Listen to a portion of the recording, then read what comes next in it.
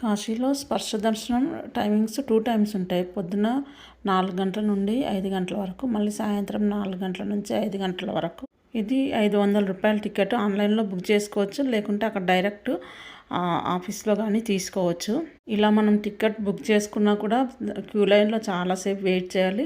ఒక్కోసారి మనకు టికెట్ ఉన్నా కూడా ఆ లైన్ బట్టి మనకు దర్శనం కాకపోవచ్చు టైం అయిపోతే. అక్కడ కాశీలో చాలామంది బ్రోకర్స్ ఉంటారు కదా, ఆ మెయిన్ రోడ్ నుంచి జస్ట్ గల్లీలో టర్న్ కాగానే మేము దర్శనం చేపిస్తాము అని డబ్బులు అడుగుతుంటారు.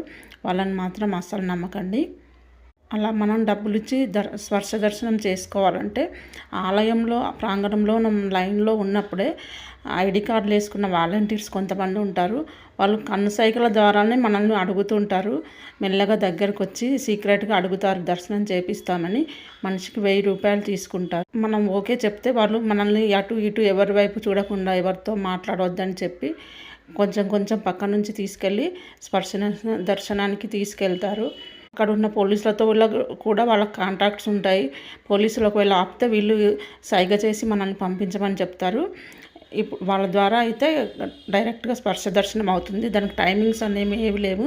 ఏ టైంలో అయినా పొద్దున్న నుంచి సాయంత్రం వరకు ఏ టైంలోనూ చేసుకోవచ్చు. మేము అలాగే చేసుకున్నాము. ఇంకా కొంతమంది బాగా తెలిసిన వాళ్ళు ఆ టైంకి ఆలయ ప్రాంగణంలో ఉండేటట్టుగా చూసుకొని ఈజీగా స్పర్శ దర్శనం చేసుకుంటారు.